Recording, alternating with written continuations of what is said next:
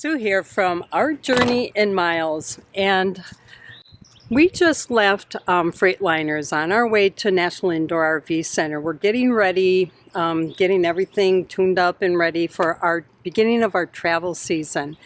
And in this video, we want to show you, well, we had something happen at a fuel fill-up that never happened to us before, but once we get to National Indoor, we want to kind of show you what do we do while we're sitting there waiting for repairs, waiting for parts to show up. And again, it's just another day in Sue and Mark's life in Our Journey in Myles, so stick with us. And now we're on our way to National Indoors RV Center near Atlanta, so Mark can record the last video of our lithium installation.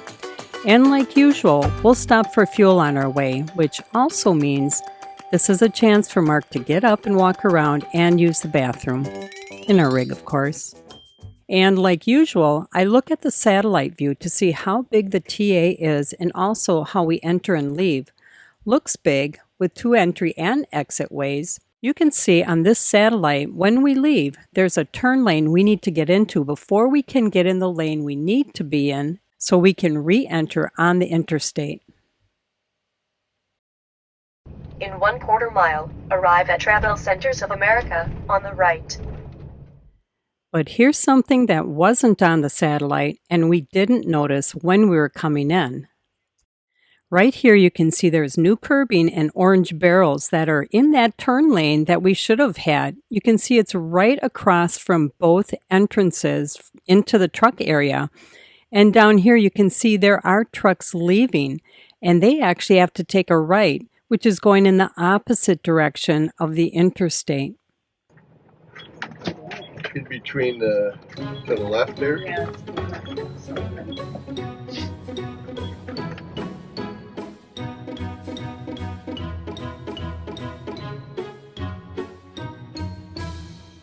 And now comes the time of our surprise. We have to make a left turn. We can't go that way. Turn right. We should have gone over the other way. No, can't turn right there either. Look how frantically I'm looking, trying to figure out how the heck do we get back on the interstate. All right.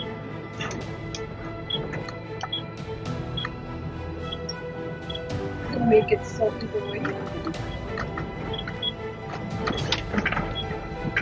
When we go up into there. Okay, if we take a left into that quick trip, we can stay along the side and come out the other side. So take you want me to turn at quick trip? Yeah, take a left at quick trip.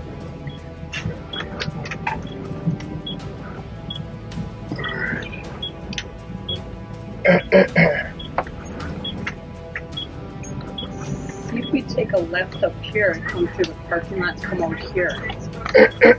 Yeah. Take a left. Turn left, then take the first left.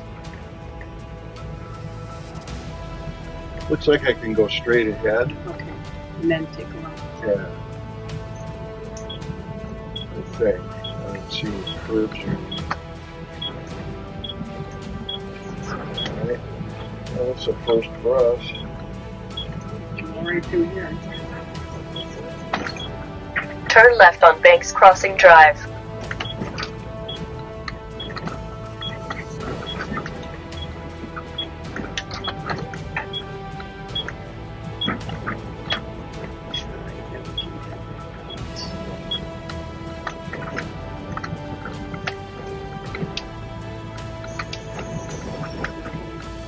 I guess I would learn that. It did seem a little odd taking that tight of a turn to get out of there, so.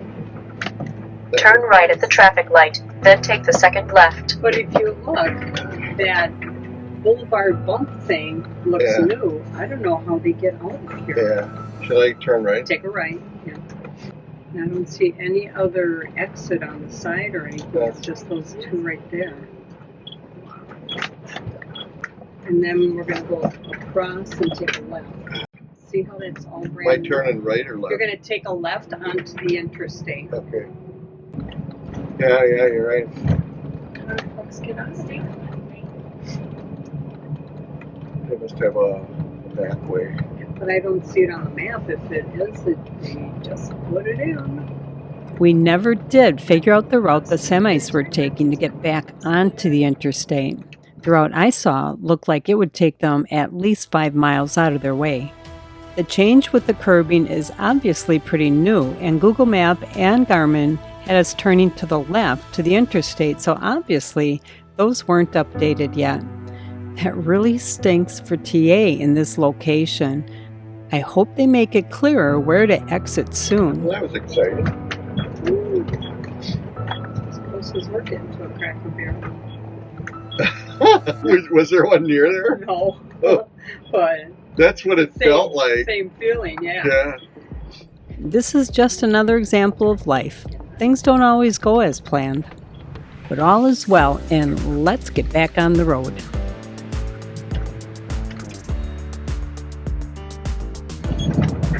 Boy, I can't imagine driving without comfort drive. I had it set wrong and like zigging all over.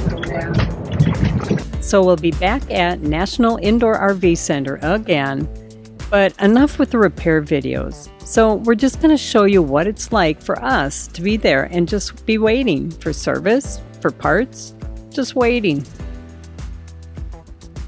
And we have arrived. So this was a day in the life of Mark and Sue. We finished our travel day. We made it to our destination. You recognize that place. We're in Lawrenceville, near Atlanta. We are here because, not because we're getting more repairs, but because Mark is going to do a follow-up video interviewing Justin on like the pricing for lithium, because it's hard to put a price on it. Every rig is different. Everybody's desire, what they want, is different. So we're here for that. So it's not going to cost us as much as last time. So it's April 10th, 2024. We had some service to our Oasis system done. We had a slide adjusted. So when we went to National Indoor, we had kind of a shopping list of things that we wanted done. And we also had kind of a couple things that popped up. And when my rig was inside to have the ceramic coating boosted, and I'll talk about that in a second, Todd Springs, the manager of Atlanta's National Indoor location, was walking by and he saw my slide here. This edge here was sitting out about 3/4 of an inch from being snug. And I got to be honest with you, I had gotten to the point where I had just gotten used to it, because over the years, remember we've had this rig now almost 7 years, I've had that adjusted and fixed enough times that I literally did it one time with Sue, where I go in one of these bays and I press the buttons and I jog it around and I reset the out limit and I reset the in limit and I'm good to go. But I just didn't have it in me anymore to do it. So Todd Springs was walking by and he eyeballed that right away and he goes, "Hey, that ain't right." And I go, "Yeah, Todd, I'm kind of just living with it, because I get about 6 months out of it and then I do something wrong, And he just kind of walked away. Well, when I was dealing with Justin Townley, maybe a day or so later, I said, "Hey, yeah," I said, "Todd kind of impressed me that he's walking by my rig. He doesn't even know what my work order is and he points out something that's not right." And Justin immediately said, "Oh, I could fix that in 5 minutes." And I'm like, "Well, yeah, right, sure, not 5 minutes. I bet you it would take you 7, okay? But it would take me like 4 hours. Ooh. Well, guess what? It took him 6 minutes. And he did it so fast, I really didn't get to film it. But let me tell you what he did.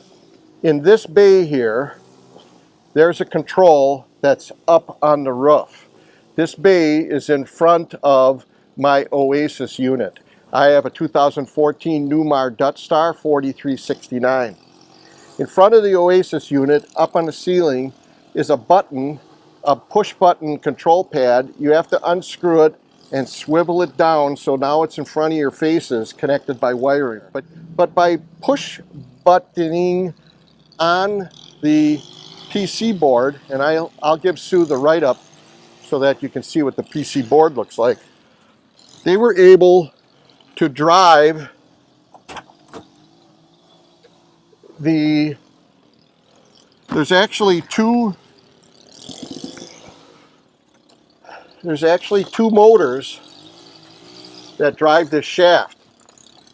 There's a motor that's right on the other side of the wall here that drives this shaft, and then over a number of a couple bays over there, there's another motor in a shaft. Well, while we were doing that and bringing this side in and getting it right, setting that limit, bringing it out, getting it right, setting that limit, they discovered that this shaft here was slipping. This was slipping in relation to this because this trans torque bushing wasn't tight.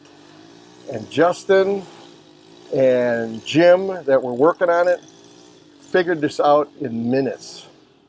They tightened it, they adjusted it, and I was back in business. Once they had it adjusted, they marked the position of the trans torque bushing with a marker. So if it did loosen up again, Mark would see the line was not lined up and the trans torque bushing needed tightening again. And now the rig is going in to be washed and to have the ceramic boost applied to keep the ceramic system looking good. We did not wash it, and I'm kind of curious what they're going to do. They're going to take it over in the body shop area, and I've never seen them wash a rig in the body shop area. It certainly needs it before they're going to do what they do. So about 6 months ago, we had our entire motorhome ceramic coated.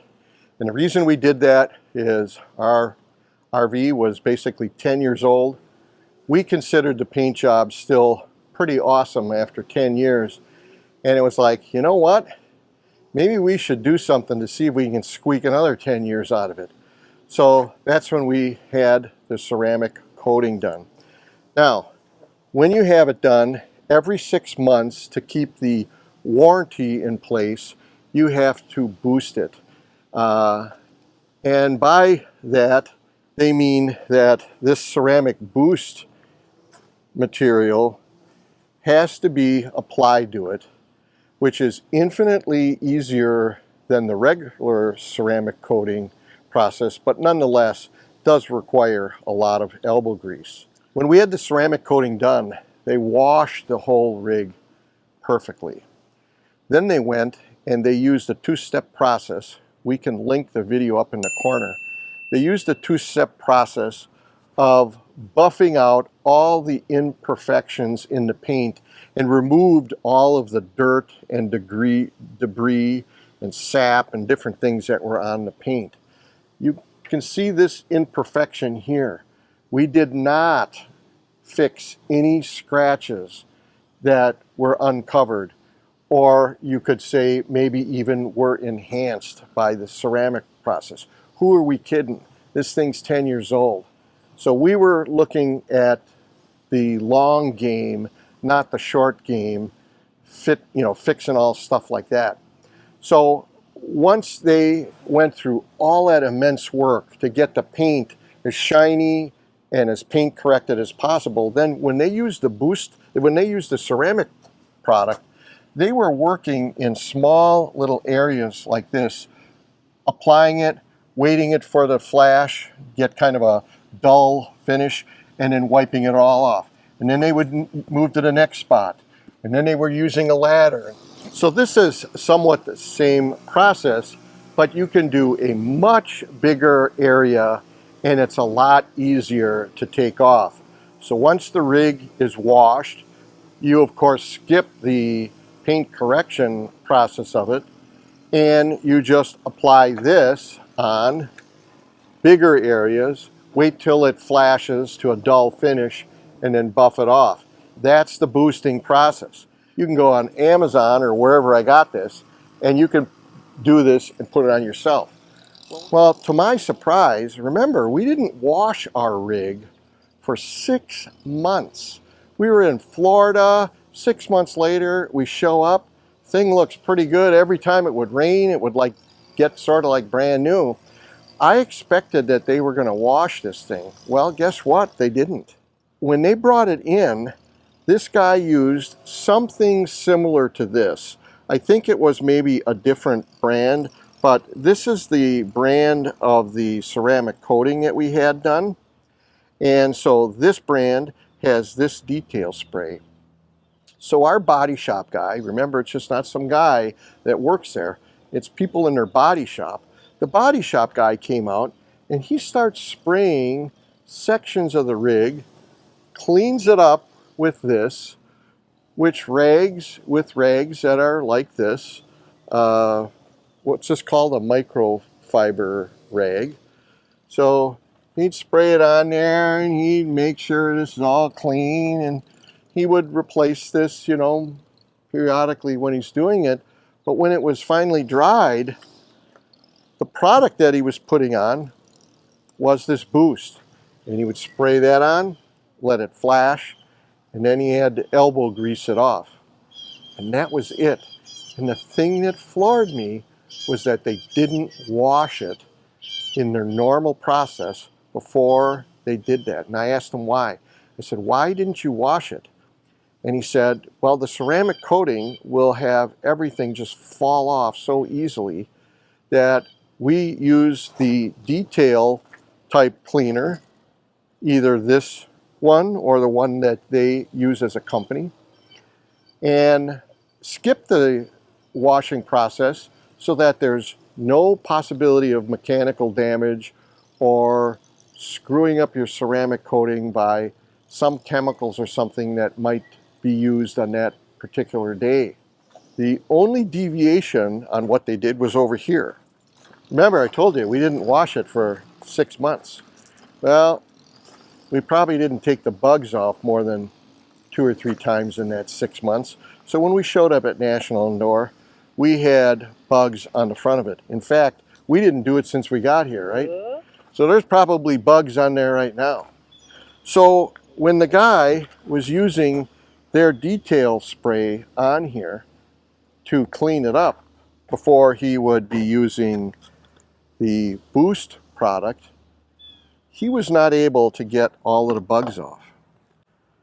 So what he brought out was a clay mitt. Now he had actually a different brand, and I don't think I was able to get that. But this is like a fiber, but this is the actual clay. And it's, I don't want to say it's gummy, but it's soft, and it really is clay. And what he would do is he would take the detail spray, the liquid stuff, and he would spray it on the glove. And then he was wiping this down with the bugs. And you know, there wasn't giant bugs this big on it. It was all little pieces.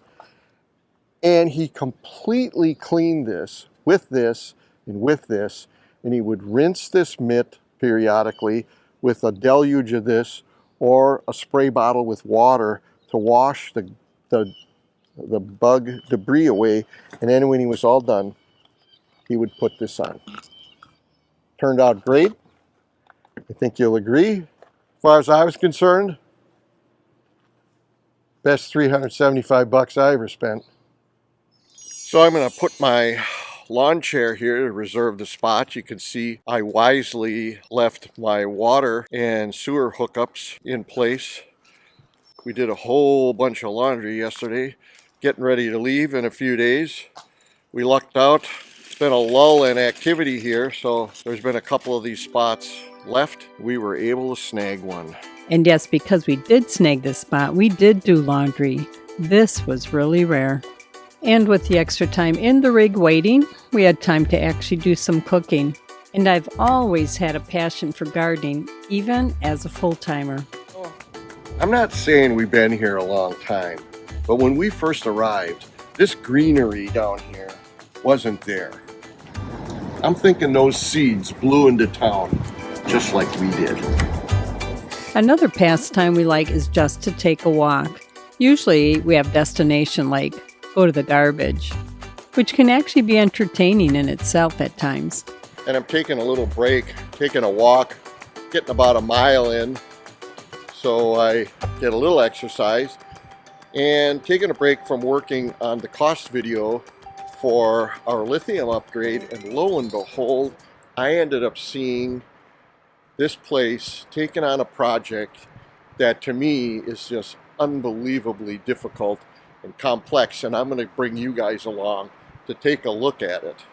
I asked one of the guys walking around in the shop what happened and why did this roof need to be replaced. And the guy I talked to thought that there was a low bridge or low clearance issue, and that kind of makes sense because I guess if you smash enough stuff up, it ends up smashing the fiberglass roof. That really the right way is to start over. My heart goes out to the folks that are having this done. It's got to be devastating. It looks like it's being done really professionally. The top was taken off all in one piece, or I should say in the three or four sections that it comes with. They laid it down. You can see that there's a joint right here, and it almost looks like they had to cut that joint to take it off, or they chose to take it off that way. But the piece that's a replacement is all one piece, and they're able to just lay it on here and mark all of the holes with a magic marker and cut it and put it in, and it will literally be an exact replacement and will be virtually as snug a fit as the original one was. So kudos to these guys for doing this and taking such a major job like this on to get these folks back on the road. And it sure does look to me that the replacement roof is substantially thicker than the OEM roof. That is really good to see. Here's all the stuff that had to come off to make the roof replacement a reality. This is proof positive why a repair like this is so expensive, because remember, this had to come off, but it's got to go back on too. All right, enough fooling around, enough going for a walk. I'm going to get back to editing the video so I can get it out to you guys shortly. And Mark's not the only one that edits during our sit and wait time. So I set myself up pretty nice. Gonna do some editing today in a very quiet lounge. I even had a friend join me. Early Sunday morning. So we're in Atlanta, Georgia, and the solar eclipse is going to be happening in about an hour. Right there. My daughter had called and said that they're getting set up. They didn't have glasses, but if you use like a colander or this is a steamer for vegetables, something with holes in it, put it on white paper and you should be able to see how it becomes like a half moon and it changes, the shadow changes. So I've got that on white paper. We'll see how it goes. But we also have some of the eclipse glasses. So I love science. This should be fun.